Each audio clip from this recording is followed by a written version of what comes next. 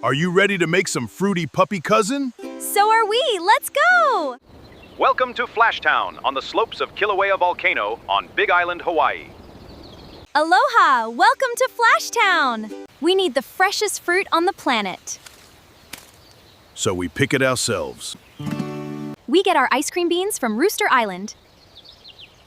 We also need spearmint and aloe vera. And cranberry hibiscus.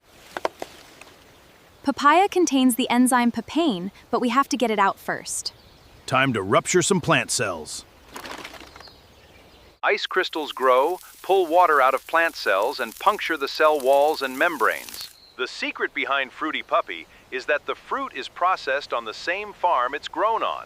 Let's see what's happening inside. Our crystalline lipid matrix is shea butter.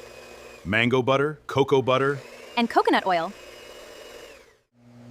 Our butter phase is 55%, and our aqueous phase is 45% real fruit.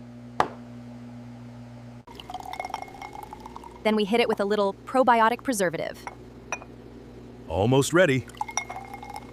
And there it is, from start to finish. How to make Fruity Puppy. Now go buy a jar.